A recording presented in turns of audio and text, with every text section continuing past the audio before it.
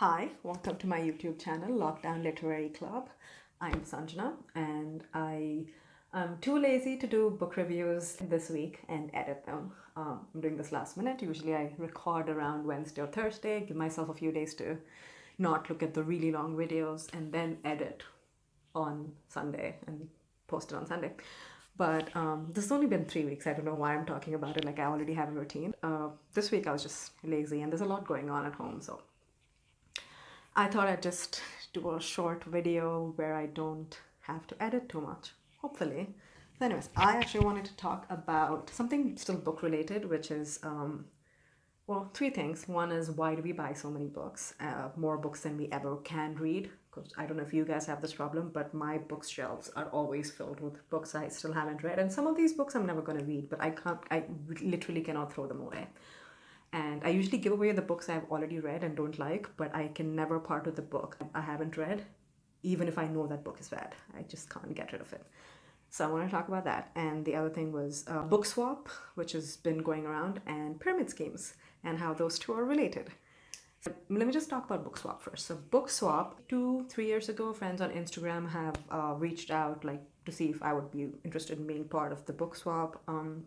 And I guess maybe because this year with COVID, everyone has a little more free time to read, it's become popular again.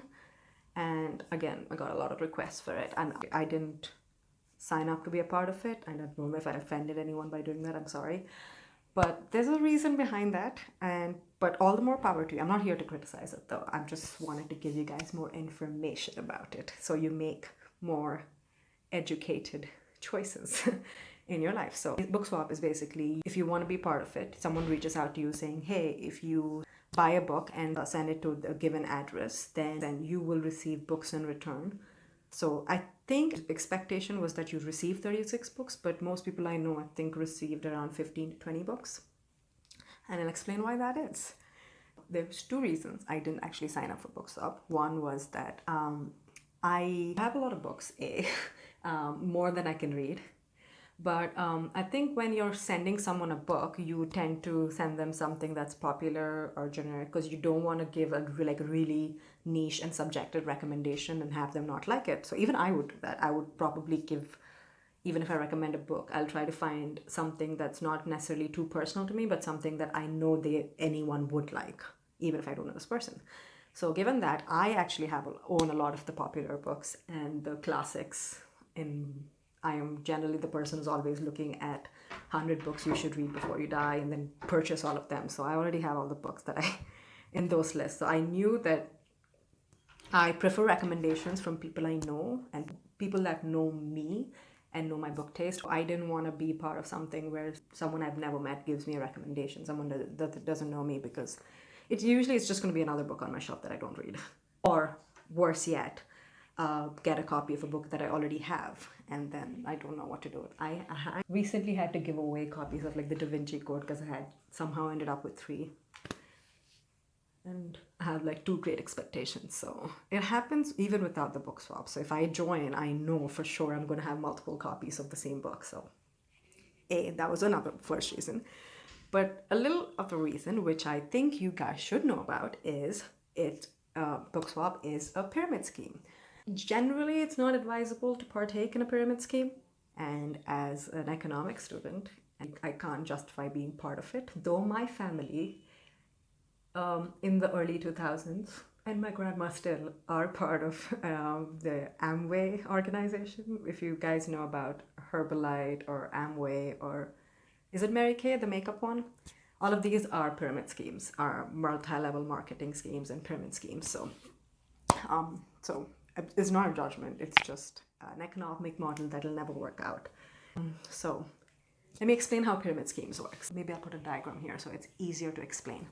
First person, the recruiter, has to recruit 3 people or 6 people or any number of people. Let's take 3, for example.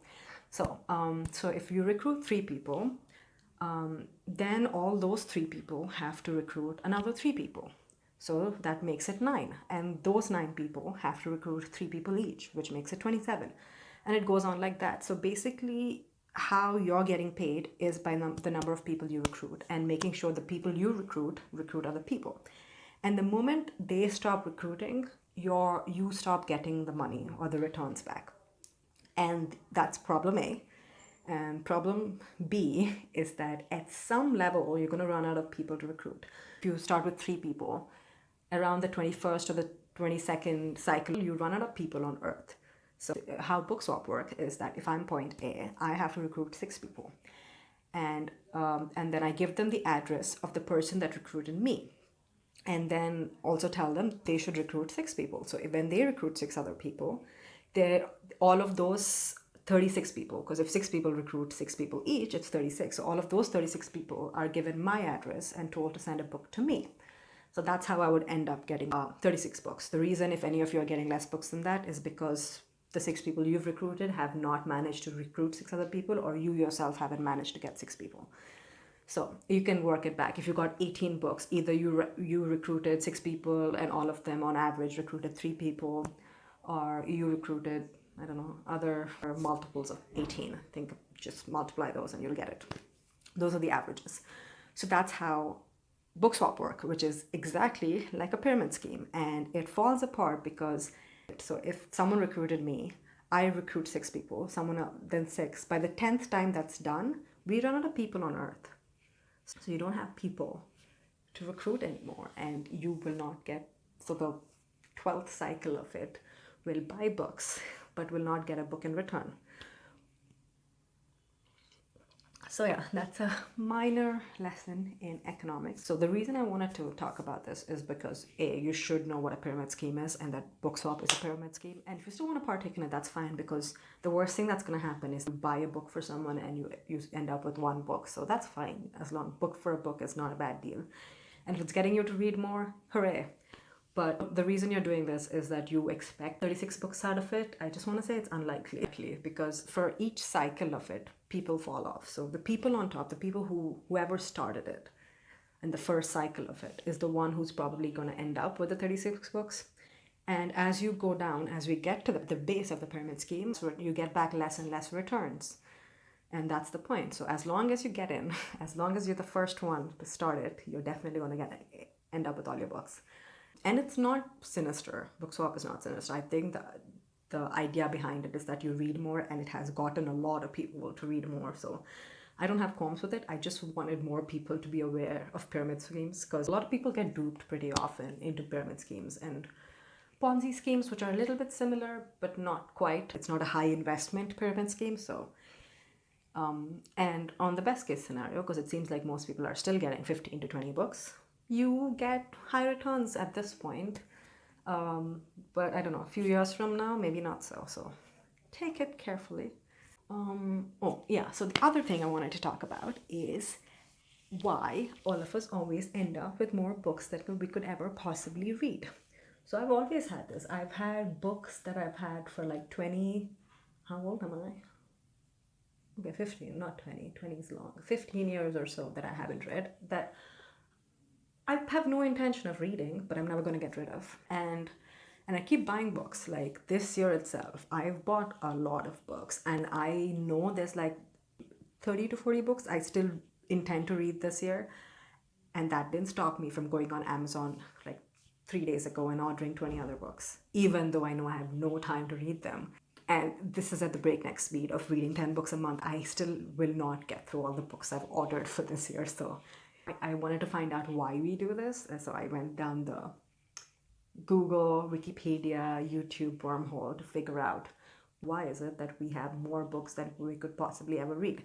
And to nobody's surprise, there's apparently a Japanese word for this, which is Tsundoku. Is it Tsundoku? I'm definitely butchering it. I couldn't find the Google audio thing where you press on the word on I'm getting it. Google Translate, and it tells you how to pronounce it.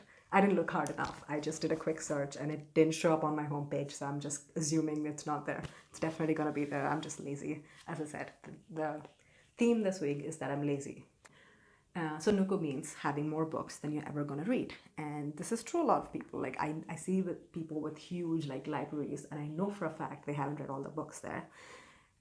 As a compulsive buyer of books, I was looking for affirmations of why this habit is a good thing. So of course, I found a New York Times article which basically argued that if it's good to have books in your shelf that you're never going to read.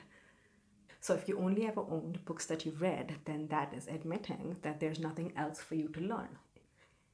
The point of having more books than you can possibly read or have any intention of reading is to say that there's all this knowledge out there that I don't possess, that these are all the things that I don't know, that I'm never going to know. And that apparently somehow makes you a better person because you're still open to knowledge and still open to change. Whereas someone saying, this, I know everything there is to know and I've learned everything I've is to learn, I only have this set of books and I've read them all and I'm done, is kind of closed off to receiving any more knowledge. So yeah, I found evidence that my shopaholic tendencies are good for me. So, and that's it. That's all I wanted to talk about today. Book swap, pyramid schemes, and compulsively buying books. Good for you. Okay, I always do this. I always forget to end my videos properly because I get really nervous after I finish talking about what I want to talk about. And then I'm just like, let's just click it and end it. So I did already a video about the 10 books I'm reading this month. I will link that video somewhere here. But I just wanted to say, all of these books so far have been amazing. If you guys are looking for book recommendations, most of the books I think in my August reads are pretty damn good. So check that out. And I also did book reviews for 15 books. So that's another video I'm going to link here. I also wanted to say thank you because this is my 4th video. It's been what, 20 something days of doing it, and I've really enjoyed the process because I have been reading a lot this year, but I realize it's a completely different ballgame to read along with other people and actually have people to talk about all the books you're reading. And it's been nice. So thank you for reaching out to me on Instagram, on Facebook, leaving me messages here and there, and just being very supportive. So I'm still learning. More than anything, I just wanted to say thank you for being very supportive. Please please subscribe to my channel so I don't have to keep bugging you guys on Instagram to go watch my new video. And that's it. I am gonna go back to my lazy Saturday of reading and drinking tea and playing with my dog. Bye.